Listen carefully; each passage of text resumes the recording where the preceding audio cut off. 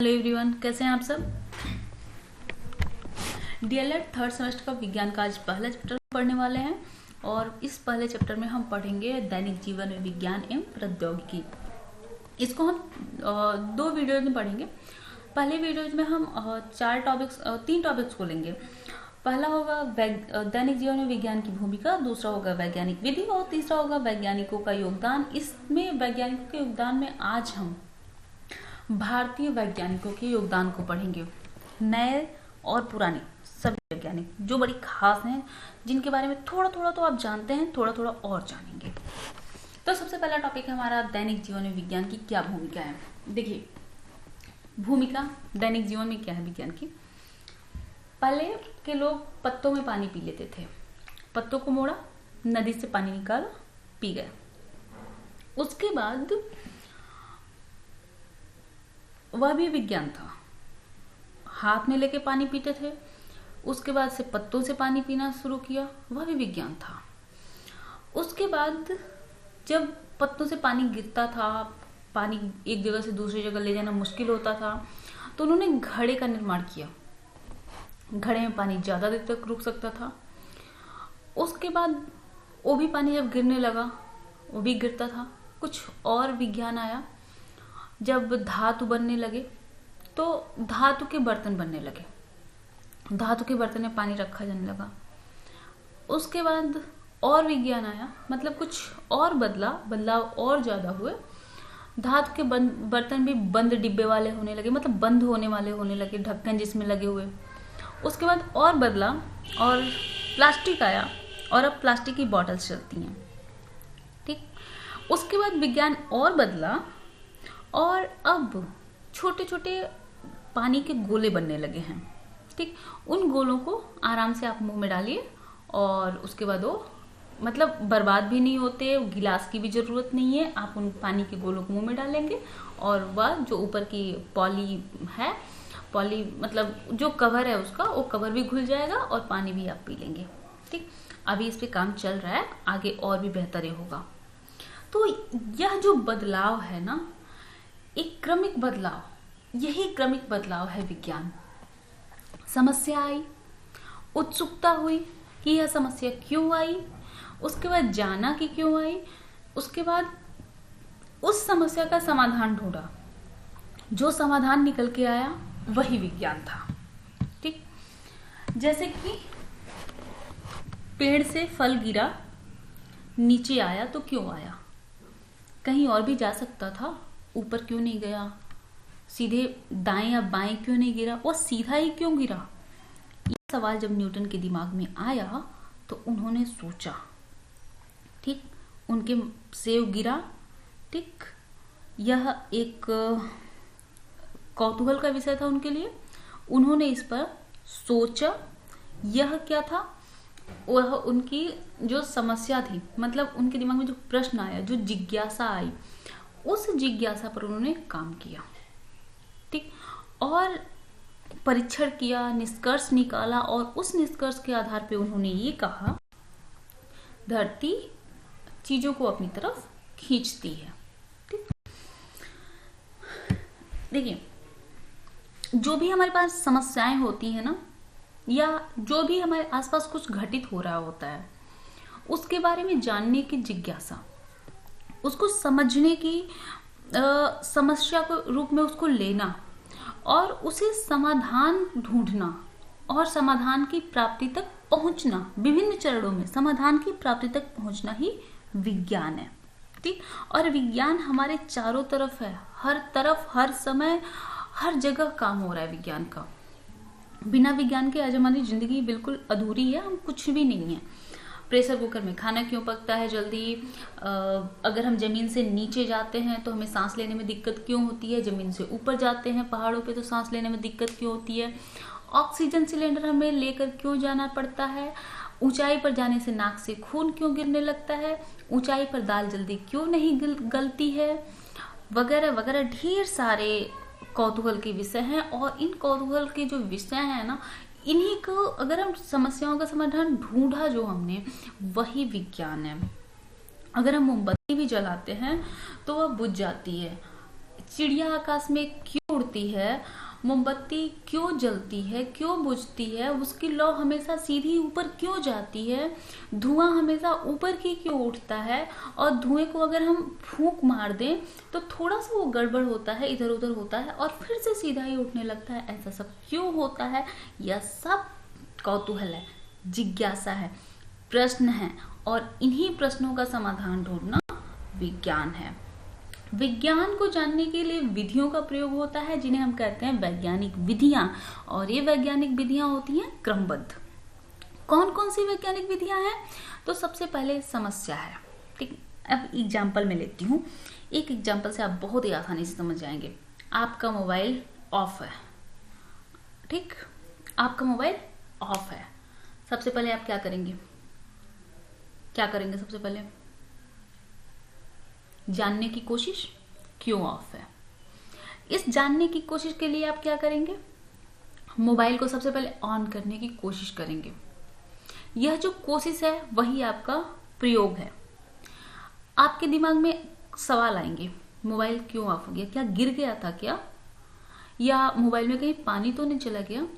Switch off क्यों है? कहीं ऐसा तो नहीं कि बैटरी लो है या बैटरी डिस्चार्ज हो गई है, बिल्कुल 0% चार्ज है, ऐसा है क्या? ये सारी समस्याएं जो आपकी आती हैं वही आपके प्रयोग हैं। इन समस्याओं का जो आप सोच रहे हो ना, और इसके बाद एक प्रश्न आपके दिमाग में उठे, आपने परिकल्पना की कि हम इसको चार्ज कर लेंगे तो ठीक हो जाएगा, या अगर दुकानदार के पास ले जाना पड़ेगा, मुझे इसको बनवाने के लिए मैकेनिक के पास ले जाना पड़ेगा, क्या करना पड़ेगा, तो ये सब कुछ आपकी परिकल्पना है। फिर आपने क्या किया? मोबाइल को सबसे पहले आपने चार्ज में लगाया, या फिर आपने मोबाइल को ऑन करने की कोशिश की। ये दोनों आपके प्रयोग हो गए। आपने ऑन करने की कोशिश की, मोबाइल नहीं ऑन हुआ, ये आपका अवलोकन था और प्रेक्षण था। आपने ऑन करके देखा, अवलोकन नहीं हुआ, ये प्रेक्षण। फिर आपने मोबाइल को चार्ज में लगाया, मोबाइल चार्ज होने लगा, आपने राहत की सांस ली कि हो सकता है डिस्चार्ज था, अब हो जाएगा। फिर वो चार्ज हो गया, आपने देखा उसको कि हाँ अब चार्ज हो रहा है। फिर आपने उसको फिर ऑन करने की कोशिश की और अब की बार वो ऑन हो गया, और आपने ध्यान दिया कि अच्छा ये तो बिल्कुल डिस्चार्ज हो गया था, इसी वजह से चार्ज नहीं हो रहा था। तो ये क्या हो गया? आपका विश्लेषण। और आपने क्या निष्कर्ष निकाला कि जब मोबाइल पूरी तरह से डिस्चार्ज हो जाएगा तो फिर किसी काम का उस समय नहीं रहेगा जब तक कि हम उसे चार्ज न कर लें। यह था निष्कर्ष। आया समझ में कि कोई भी अगर समस्या हो रही है तो आप सबसे पहले उसका कारण जानने की कोशिश करते हैं, प्रश्न पूछते हैं, परिकल्पना करते हैं कि कैसे कैसे समाधान से आप वो ठीक कर सकते हैं। फिर आप प्रयोग करते हैं, फिर आप देखते हैं कि आपका प्रयोग काम कर रहा है कि नहीं कर रहा है। फिर आप प्रेक्षण करते हैं, फिर निरीक्षण करते हैं, वर्गीकरण करते हैं, विश्लेषण करते हैं, और आप एक निष्कर्ष पर पहुंचते हैं। ठीक, अब हम जानेंगे वैज्ञानिक खोज के बारे में। देखिए, अभी तो विज्ञान बहुत आगे है, जितना हम जानते हैं अभी विज्ञान बहुत आगे है, लेकिन एक समय था जब पूरी दुनिया का विज्ञान काफी पीछे था, लेकिन तब भी भारत का विज्ञान काफी आगे था। तो आज हम उन्हीं कुछ वैज्ञानिकों के बारे में जानेंगे जो हमारे भारतीय वैज्ञानिक, जिन्होंने सबसे पहले विज्ञान का प्रयोग किया था हर दिशा में, चाहे वो गणित हो, अंतरिक्ष हो, चिकित्सा हो, शल्य चिकित्सा हो, हर क्षेत्र में थे। और इन्होंने क्या क्या प्रयोग किया और इस प्रयोग का पूरे दुनिया पर क्या असर पड़ा, उन सब के बारे में आज हम जानेंगे। देखिए, सबसे पहले हम बात करते हैं चरक की, जो चिकित्सा के भारतीय दवाओं के जो पिता कहे जाते हैं, भारतीय दवाओं के पिता कहे जाते हैं। जैसे कि इन्होंने जड़ी बूटियों के माध्यम से बताया था कि बहुत सारी जड़ी बूटियों की इन्होंने खोज की थी, और इन्होंने कहा था कि दुनिया की जितनी भी वनस्पतियां हैं उसमें से एकमात्र ऐसी वनस्पति नहीं है जो किसी काम की न हो। मीन्स हर वनस्पति का एक अपना गुण है और वह हमारे स्वास्थ्य के लिए लाभदायक है। अलग अलग बीमारियों के लिए अलग अलग वनस्पतियां हमारी काम करती हैं। इन सब के बारे में बताया था, और इन्होंने एक चरक संहिता लिखी जिसमें इन्होंने 8 पार्ट में इसको लिखा है, 8 पार्ट में, और हर पार्ट में विभिन्न दवाइयों के बारे में लिखा गया है, जो और वो दवाइयाँ कैसे काम करती हैं और किस वनस्पति से वे बनाई जा सकती हैं, इन सब के बारे में उन्होंने लिखा हुआ है। दूसरे थे सुश्रुत, चरक, ठीक, जान जाइए, याद कर लीजिए, इसमें कंफ्यूज नहीं होना।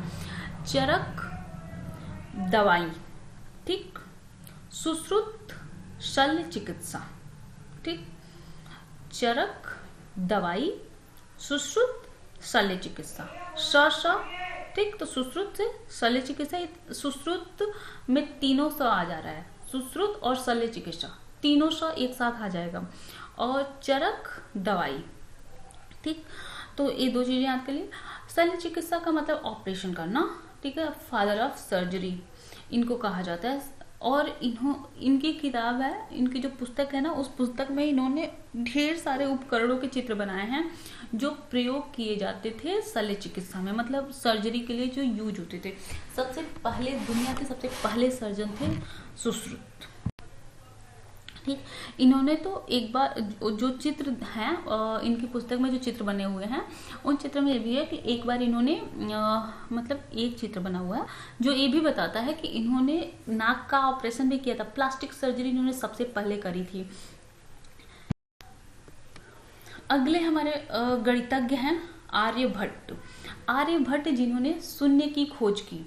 देखिए, शून्य था, बहुत पहले से था, लेकिन शब्दों के रूप में था।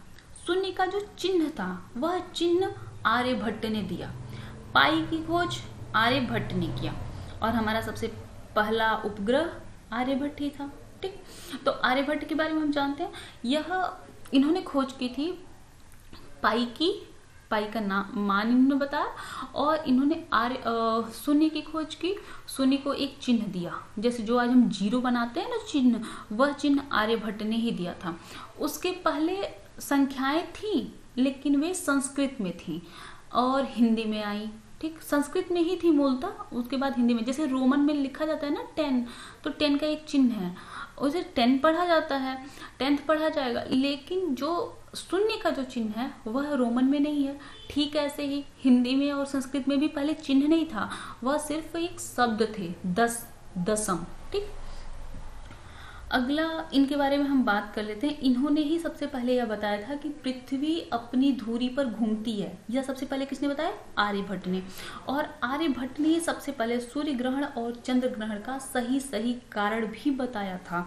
तो देखो हमारा विज्ञान कितना आगे था। अगले हमारे गणितज्ञ हैं श्रीधराचार्य। श्रीधराचार्य ने वर्ग समीकरण का हल बताया था। जो आज हम वर्ग वाला समीकरण सॉल्व करते हैं ना, हमें टफ लगता है, वह श्रीधराचार्य के सूत्र से बहुत ही इजी हो जाता है। और उनका सूत्र है x = -b + √b² - 4ac/2a। यह इनका बनाया हुआ सूत्र है जो काम करता है वर्ग समीकरण को हल करने में। और इन्होंने श्रीधराचार्य ने एक चीज और बताई थी कि शून्य से संबंधित इन्होंने बहुत ही काम किए थे। शून्य से संबंधित इन्होंने कहा था कि अगर किसी संख्या में शून्य को जोड़ा जाए तो वही संख्या प्राप्त होती है, किसी संख्या से शून्य को घटाया जाए तो भी वही संख्या प्राप्त होती है, और किसी संख्या में अगर शून्य का गुणा किया जाए तो हमें गुणनफल शून्य ही प्राप्त होता है। तो ये सारे काम इन्होंने किए और बहुत पहले की बातें हैं ये। अब हम आ जाते हैं जो 1850 के बाद के हमारे वैज्ञानिक हैं। सन 1850 के बाद के ये वैज्ञानिक अब तक जिनके बारे में हमने पढ़ा हो तो बहुत ही पुराने हैं, ईसा पूर्व के हैं वे। अब हम इनके बारे में जानते हैं जो ईसा मतलब 1850 के बाद के हैं। तो सबसे पहले वैज्ञानिक जगदीश चंद्र बसु, जिन्होंने बताया कि पौधों में भी संवेदनशीलता होती है। पौधे बढ़ते हैं, पौधे सांस लेते हैं, पौधे हमें महसूस भी करते हैं, पौधों को दर्द भी होता है, पौधों को खुशी भी होती है। ये सारी बातें इन्होंने बताई कि पौधे हमारे साथ हमारी बातों को समझ भी सकते हैं।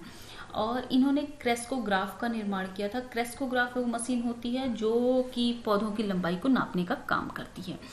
दूसरा, इन्होंने बेतार के तार का निर्माण किया और पहली बार इन्होंने सेमीकंडक्टर का यूज किया था बेतार के तार में।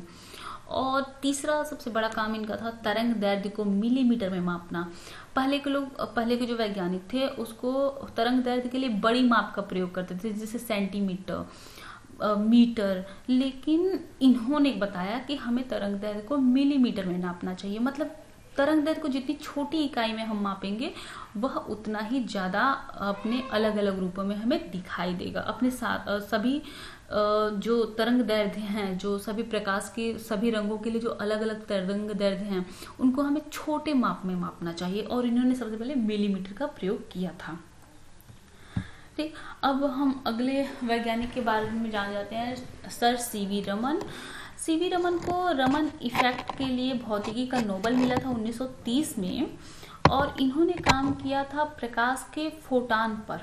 जैसे प्रकाश के दो रूप होते हैं ना, तो उसमें एक जो रूप है वो है फोटान। फोटान का मतलब कण, कण मतलब पार्टिकल। तो इन्होंने एक प्रकाश का वह रूप लिया जिसमें प्रकाश को हम एज ए बंडल मानते हैं। जैसे किसी चीज का बंडल हुआ ना, ऐसे देखो, जैसे टुकड़े या एक है पार्टिकल, छोटे छोटे पार्टिकल्स जो हो गए ना, तो इन्होंने यहाँ पर फोटान के रूप में लिया था, पार्टिकल्स के रूप में, रमन इफेक्ट। और रमन इफेक्ट मैं आपको समझा रही हूँ, बहुत इजी है, लेकिन आप और पता है बहुत ही काम का आता है। जैसे कि समझ लीजिए किसी बैग में, जैसे किसी बैग में हीरोइन, चरस, गांजा वगैरह रखे हुए हैं, ठीक, तो बिना बैग को खोले लाइट्स के द्वारा पता किया जाता है ना कि उसमें क्या है, वह रमन इफेक्ट के द्वारा ही होता है। जो हम कहीं जाते हैं ना, जैसे हम जा रहे होते हैं सफर में, तो हमारे लगेज चेक होते हैं ना रेलवे स्टेशन पे, या फिर हाँ, रेलवे स्टेशन में मोस्टली चेक होते हैं हमारे बैग्स, या ये सब जो चेक होते हैं ना, वह इसी के प्रभाव से चेक होते हैं। मतलब रमन इफेक्ट ही वहां पर काम करता है।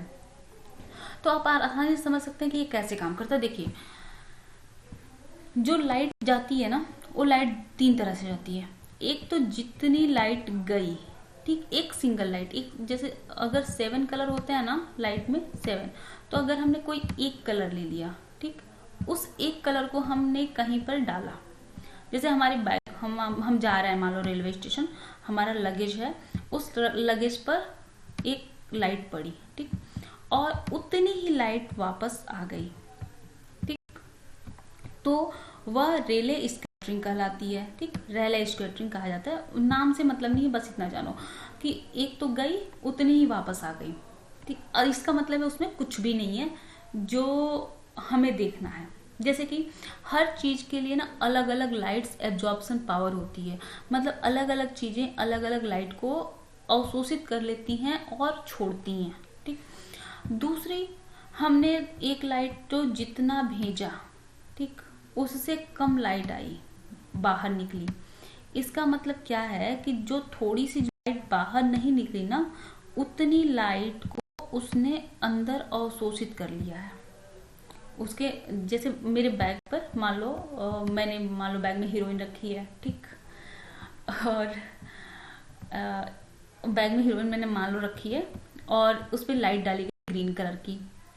अब उसमें से जो लाइट निकली ना, जो बाहर दोबारा लाइट उसमें आ रही है, वो थोड़ी सी येलोइश कलर के साथ आ रही है और वह लाइट छोटी है।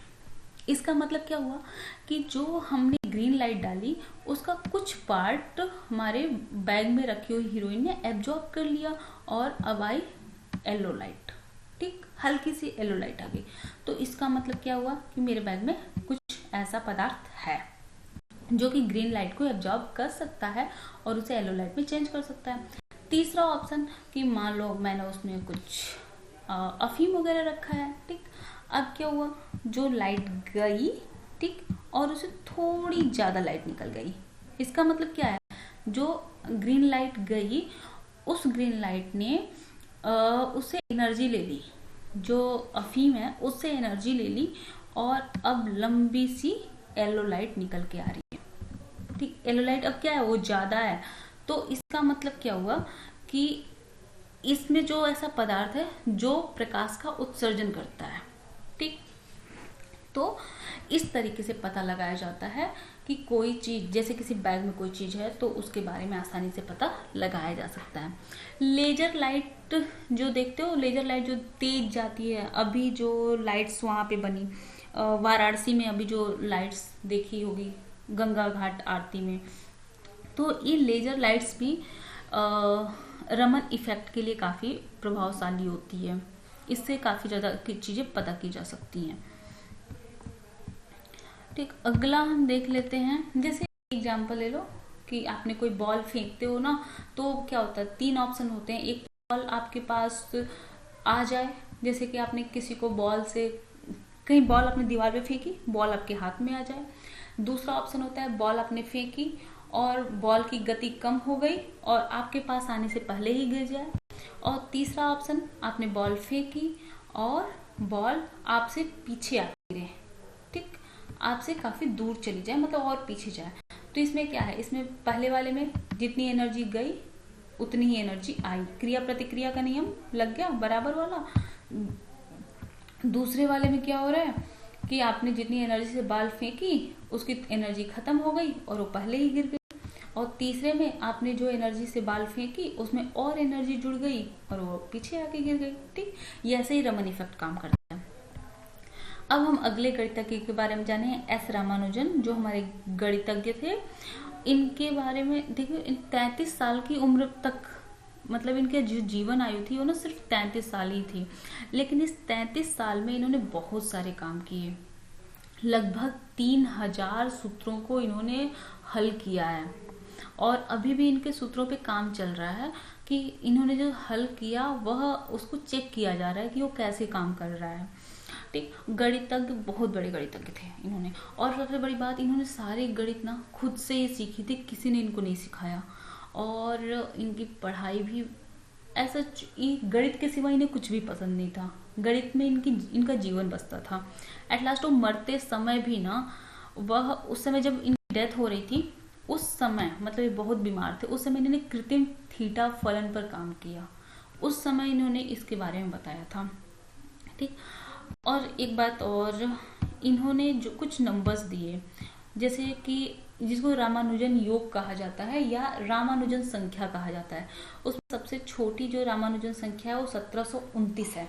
और रामानुजन संख्या क्या है कि दो अलग अलग तरीके से संख्याओं का घन का योग रामानुजन संख्या कहलाती है। जैसे अगर 9 का घन और 10 का घन, इन दोनों को आप जोड़ें तो भी 1729 आएगा, और 12 का क्यूब और 1 का क्यूब दोनों को जोड़ें तो भी 1729 ही आएगा। यह है रामानुजन संख्या। ठीक, अगले वैज्ञानिक हमारे होमी जहांगीर भाभा हैं और यह भारतीय परमाणु ऊर्जा कार्यक्रम के जनक कहे जाते हैं। ठीक, जो हमारा इसरो है ना, इस इसरो को बनाने में इनका ही योगदान था, लेकिन इसरो के निर्माण से पहले ही यह चल बसे थे, उसके पहले ही तो, और इन्हीं के सुझावों के द्वारा, जो इन्होंने सुझाव दिए थे, जो इन्होंने काम किए थे, उसी काम के बेस पर 18 मई 1974 को सबसे पहला परमाणु परीक्षण किया गया था भारत में, इंदिरा गांधी जी के समय में। और उसका जो कोड वर्ड था ना, वो कोड था बुद्ध मुस्कुराए। अगले हमारे खगोल वैज्ञानिक हैं मेघनाथ साहा। इन्होंने दिया था साहा समीकरण और इन्होंने काम किया था, जो हमारे तारे होते हैं ना, आकाश में जो तारे हैं, इन तारों में भौतिक पदार्थ कितना है और रासायनिक पदार्थ कितना है, इसकी व्याख्या की थी इन्होंने, और वही साहा समीकरण कहलाता है। हमारे अगले वैज्ञानिक हैं CR शेषाद्री। CR शेषाद्री जो है ना, एक कार्बनिक रसायन के वैज्ञानिक थे। ठीक, कार्बनिक रसायन वैज्ञानिक थे और जैविक रसायन के क्षेत्र में इन्होंने काफी अनुसंधान किया था। और इनका जो काम था ना, वो फ्लेवोनाइडों से था। अगले वैज्ञानिक हमारे सत्येंद्र नाथ बोस हैं। बोसान पार्टिकल तो सुना है ना, आइंस्टीन, बोसान आइंस्टीन जो स्टैटिस्टिक्स है उसके बारे में सुना होगा आपने, बोसान पार्टिकल्स। बोसान पार्टिकल इन्हीं के नाम पे रखा गया है। हिग्स बोसान सुना होगा। तो ये जो बोसान पार्टिकल है ना, वो SN बोस इनको कहा जाता है, तो सत्येंद्रनाथ बोस के नाम पर ही रखा गया। इन्होंने बोस आइंस्टीन के साथ मिलकर इन्होंने बोस आइंस्टीन सांख्यिकी का निर्माण किया था। अगले हैं हमारे विक्रम साराभाई। ठीक, देखिए इनके बारे में सबसे खास बात, इसरो का जो गठन है ना, वह इनके समय में हुआ। इन्होंने ही उसमें सबसे बड़ा रोल प्ले किया था इसरो के संगठन में। और होमी भाभा की जो उन्हीं की मदद से सबसे पहला रॉकेट लॉन्चिंग स्टेशन बनाया गया था। होमी जहांगीर भाभा के मदद से सबसे पहला रॉकेट लॉन्चिंग स्टेशन बनाया गया था। और आपको पता है हमारे देश का जो पहला रॉकेट था ना, वो साइकिल से गया था। उसके टुकड़े साइकिल से गए, और मतलब छोटे छोटे टुकड़ों में उड़ गया और साइकिल से गया था, क्योंकि हल्का था। दूसरा भारी हो गया था तो उसको बैलगाड़ी से ले गया गया। दुनिया का पहला ऐसा देश है जो शुरुआत जिसने साइकिल और बैलगाड़ी से करी थी, और आज चांद और मंगल पे पहुंच रहा है। और पता है जो लॉन्चिंग पैड होते हैं ना, जहां से लॉन्च किया जाता है, फेंका जाता है, मतलब जहां से जो रॉकेट को छोड़ा जाता है जहां से, तो भारत का जो पहला लॉन्चिंग पैड था वह नारियल का पेड़ था। भाई दक्षिण भारत में नारियल काफी ज्यादा होते हैं, तो दक्षिण भारत से यह हुआ था, तो फिर वहां पे नारियल के पेड़ों को लॉन्चिंग पैड बनाया गया था। बाहुबली देखा है? बाहुबली में जैसे फेंका जाता है ना, ताड़ के पेड़ों को नीचे करके और उसमें फेंका जाता है सैनिकों को, बस वैसे ही इन लोगों ने किया था। उसके बाद हमारे महामहिम पूर्व राष्ट्रपति doctor APJ Abdul Kalam sir, जो हमारे जिन्हें भारत रत्न दिया गया था, और भारत रत्न हैं, और इसरो के अंतरिक्ष वैज्ञानिक थे। काफी समय तक इन्होंने इसरो में काम किया।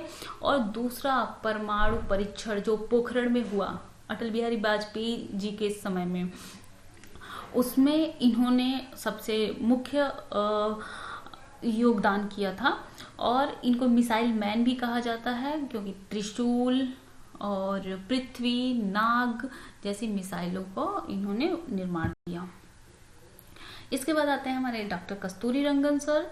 यह खगोल वैज्ञानिक हैं, और अभी तो शिक्षा पर इन्होंने एक आयोग का भी गठन किया गया था, शिक्षा आयोग का गठन, तो उसमें भी यह अध्यक्ष थे, और इसरो के पूर्व अध्यक्ष भी रह चुके हैं। और इनसेट 2 उपग्रह जो बना था हमारा, उस इनसेट 2 उपग्रह का निर्माण भी इन्हीं की देखरेख में हुआ था। इसके साथ ही चंद्रयान 1 का सफल परीक्षण जो 2003 से पहले हुआ था, उसमें भी इनका काफी अहम योगदान था। उस समय यही अध्यक्ष थे जब चंद्रयान 1 का सफल परीक्षण हुआ। तो और हमारे अंतरिक्ष जो हमारा अंतरिक्ष कार्यक्रम है, उसमें चंद्रयान 1 काफी महत्वपूर्ण रोल प्ले करता है। ठीक, इसके साथ ही आज का हमारा टॉपिक इतना ही रखते हैं। अगले जो टॉपिक से बच जाते हैं, जैसे कि विदेशी वैज्ञानिक